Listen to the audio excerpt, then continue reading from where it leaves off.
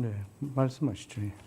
자료. 저는 증여세조차도 내지 않겠다는 것은 정말 너무 심하다고 생각합니다. 이게 지금 제가 많은 자료를 요청했는데 전부 그 현금 6억 원의 용처와 관련해서는 후보자가 직접 청문회에서 설명하겠다라고 했고, 국민들 입장에서는 며칠 언론 보도에서 나오지 않았던 얘기가 처음으로 나온 겁니다.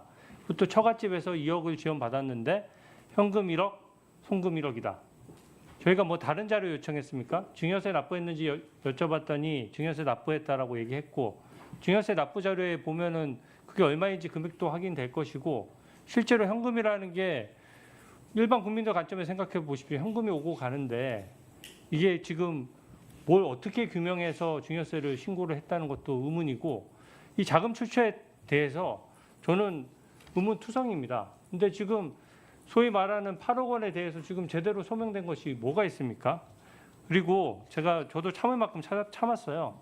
후보자께서 저를 밖에서 지금 인사청문 열리기 전부터 법무부 장관 지명해서 저 한번 털어보자라는 글에 동조하셔서 올렸습니다. 저도 참았어요. 그러고 본인이 잘못됐다는 거 알고 내리긴 했지만 이게 도대체 뭡니까? 이게 인사청문도 열리기 전에 저에 대해서 자폐 찍는 거거든요. 그 이후로 근거 없는 네거티브 의혹에 저 엄청 시달렸습니다. 그래도 제가 참고 인사청문회 파행 안 하고 저도 도리 지켜가면서 자료 달라고 하고 있는 자료 가지고 최선을 다했습니다. 그리고 또 다른 언론 인터뷰에 나가서는 저를 토대로 해가지고 또 이런 얘기도 했어요. 특검을 받게 되니까, 특검 수사를 받게 되니까 그것 때문에 지금 탄압 프레임을 뒤집어 씌우려고 제가 이렇게 하는 것이다. 저는 숫자만 얘기했습니다. 제가 어디 다른 얘기했습니까? 전부 숫자를 얘기하는 거예요. 지금 현금으로 국민 모르게 현금을 쓰다 보니까 숫자가 하나도 안 맞아 떨어지는 겁니다. 거기에 대해서 소명을 해달라는 것이고, 이 부분에 대해서 협박에 가까운 거죠. 너 특검 수사 받으라는 거 아닙니까? 야당 의원이 얘기하는 거랑 다릅니다. 총리 후보자 정도 되면은 이런 게 수사 가이드로 작용될 수 있다는 것도 생각해 가면서 도를 지켜야 되는 거예요. 내란 특검 말씀하시는데, 아니 민주당 논리대로라면 지역구가 지금 여의도인 후보자는 비상계엄 해제에 참여하지도 않았고, 저는 당시 여당이었는데도 참여했습니다. 그러면 내란 특검 수사 누가 먼저 받아야 되는 겁니까? 그런 식의 밖에서 온갖 조롱하고 이렇게 하다가 자료까지 이제는 증여세까지 안 내겠다? 이거는 지금 국민이 보셨을 때 직관적으로 저는 아실 것이라고 생각합니다. 증여세는 반드시 좀 받아주십시오. 증여세 납부를 하셨다고 후보자께서 말씀을 하신 걸로 제가 기억하고 있는데요. 그거를 납부하셨으면 낼 수 있는 거 아닌가요? 주진우 의원이 제기하신 문제에 대해서는 별도로 답변 드리겠습니다. 네. 예. 누가?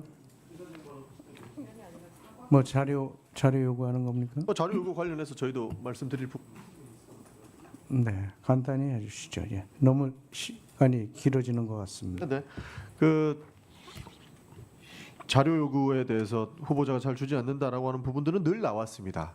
늘 모든 정권에서 나왔고, 저도 그 자료 못 받은 것에 대해서 어떤 청문회에 들어가든, 저도 의정활동 5년째인데 지속적으로 그 얘기를 했던 기억이 있습니다. 그러나 줄 수 없는 부분에 대해서는 이해하고 넘어갔던 기억이 있는 것이고요. 지금도 그 비슷한 류인 것 같습니다. 어저께도 우리 존경하는 최현을 의원님께서 말씀을 주셨는데, 국민의힘에서 요구한 자료들이 너무나도 어처구니 없는 경우가 굉장히 많았습니다. 그게 후보자 자녀의 성적표, 학생 기록부, 전 배우자의 출입국 기록, 외환 신고 필증, 이런 거 달라 하니까 당연히 못 주는 거죠. 전 배우자한테 어디 나갔다 왔냐, 해외 어디 갔다 왔냐, 그걸 어떻게 물어봅니까?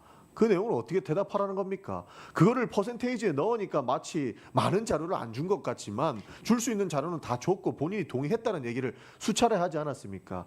그러니까 애초에 줄 수 없는 자료들 가지고 퍼센테이지 넣어가지고 마치 김민석 후보자가 자료를 안 주고 있다는 형태로 매도하는 것은 바람직하지 않다고 보는 것이고요. 충분히 필요한 내용들은 추가적으로 제출하겠다는 말씀을 드리고 있는 것이라고 보고 있습니다. 그리고 현금 6억 원에 대한 용처 계속 말씀하시는데요.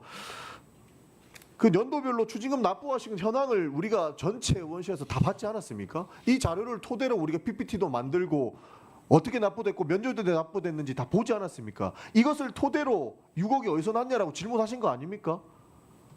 몇 년도에 뭐가 들어왔고 그리고 후보자가 밝힌 것처럼 세배에서 절반 이상씩 절반씩은 같이 납부했다라고 하면 대충 돈이 어떻게 돌아가는지는 충분히 소명이 가능하다고 보는 겁니다.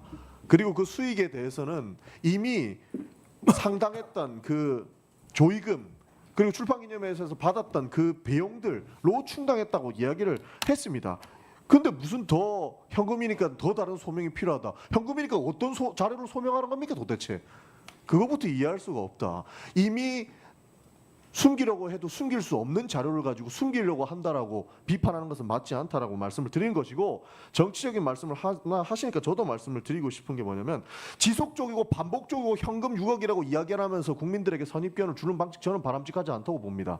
기본적으로 페이스북 게시글도 11차례 쓰셨어요. 그리고 6억이라고 하는 것을 장롱안에 넣어놨다라고 하는 부분들은 유튜브의 제목에도 박아놨고 썸네일에도 박아놨습니다. 그러니까 그거 제목에도 박아놨잖아요. 그 사람들이 보면 무슨 판단을 하겠습니까? 어떤 거짓말이라도 충분히 자주 반복되면 사람들은 결국 그것을 믿게 된다. 이거 굉장히 유명한 말이죠. 나치가 선동할 때 핵심적으로 쓰는 선동 전략입니다.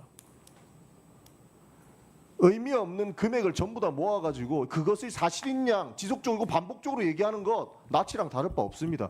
이제 해명이 충분히 됐으면 그 부분으로 넘어가야 된다고 보는 것이고 청문회에서는 더 이상 얘기를 안 했으면 좋겠습니다. 네. 자료에 자, 대해서 예? 말씀하실 거 있습니까? 아니, 말씀하시죠. 말씀 안 드려도 되면 말씀 안 드리고요. 예. 말씀 드릴까?